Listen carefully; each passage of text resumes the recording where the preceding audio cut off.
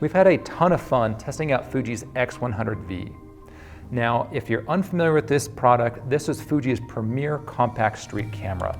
It's a ton of fun to shoot. You can throw it into any bag. It's packed with Fuji's latest high-end technology, but the body is simplified with really intuitive analog controls that make this camera feel much more like a film body than anything else. Now, the first thing we noticed was some slight body changes. The X100V shows a simplified back. They've removed the circular selector and altered some of the button locations. The selector is used for a lot of quick menu items. Now, those functions have now been moved to the new touchscreen and can be customized to fit your needs. Swiping up, down, left, or right on the screen will bring up settings and modes such as film simulation, white balance, histograms, etc. Now, this touchscreen can also be turned off if you prefer not to use it. Speaking of the touchscreen, the V also includes the much anticipated tilt screen to make shooting certain angles much easier. It does not fully articulate, however. You're limited to just a tilt, but it does go up to 90 degrees on the up position, but it's slightly limited in the tilt down position. Now, in addition to customizing the touchscreen and function buttons, you can also customize the control ring on the lens for numerous settings such as white balance or film simulation. The finish on the body is also slightly different when compared to the X100F. It seems to have slightly less texture, making it much more shiny. It also feels slightly more blocky and has more pronounced and thicker buttons. So control-wise, it feels a little smoother and a little more analog. One big improvement here is the ISO selector. Now, on the X100F, you had to keep this pinned up as you twisted it.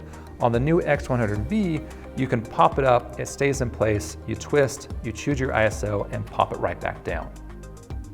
We've also noticed that the native ISO goes down to 160 and an extended range of down to 50 ISO. The max ISOs are identical. The V kept the viewfinder selector for quick switching between the EVF and classic viewfinder. The EVF has also been improved. We're not sure what the specs are, but it's definitely higher resolution and it looks a lot more crisp. Now, one thing that I thought was a bit of a bummer is that the X100V does not come with an external battery charger. I guess they figured that you're going to charge it in camera, which I don't think a lot of people do that. It's a little weird. However, that connection is a USB-C, so if you transfer files to your computer in camera, that transfer is going to go a lot quicker.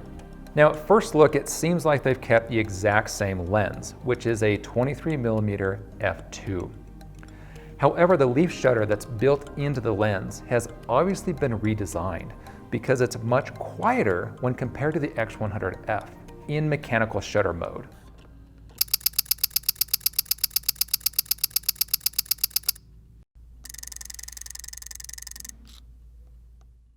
Now, the 23mm on this body is the equivalent of a 35. And if you're not familiar with that, that's almost like the perfect millimeter for street photography. It's not so wide that it distorts things in the backgrounds or on the edges, but it is wide enough that you can capture your entire scene in one shot. The built-in ND filter also seems to be 5 stops instead of 3. Now, that's based on our quick comparison, not the specs, because we don't have those yet, but it's definitely darker than the X100F. Now, before we jump into the internal modifications, please take a moment to subscribe to this channel so you don't miss out on future product releases. In addition, after the video, take some time to visit our website for more information on the X100V. Okay, great, so on to the internal modifications. The X100V sports a 26 megapixel sensor that can shoot up to 11 frames per second. Now, that's a huge jump up from the X100F that was limited to just 8 frames a second. However, in order to take full advantage of this speed, you're going to need a quick SD card, like a UHS 2. The focus points have also jumped from 325 to 425. We also see a huge jump on the video side. The X100V can shoot 4K video at either 24 or 30 frames per second. It can also shoot up to 120 frames per second in standard 1080p for super slow motion. You can also shoot in F-Log if you prefer to shoot flat and color grade later. You also have the option of 50 megabytes per second, 100 megabytes per second, or up to 200 megabytes per second, depending on what format you're shooting. I, however, really appreciated the film simulation look in the video mode, if you prefer to pre-color grade your shots. Now, if you're unfamiliar with Fuji's film simulation, this is what really sets these cameras apart from other bodies. You can choose from a variety of looks and grains to give your shots and videos a particular film look without having to color grade later in post. Now, the one thing that really bothered me on the video side is the lack of a dedicated video record button. So the shutter release is both the photo and record button. So in order to switch that, you have to go into the menu and set up that you are either in video mode or photo mode. I found this to be a little frustrating and slow. Now, granted, I understand that this body is meant for the meticulous photographer and not really for the video person. However, with these video specs, I can really see a lot of videographers adopting this camera as a secondary body. Like its predecessor, it comes in both silver and black. We'd love to hear your thoughts on the new Fuji X100V.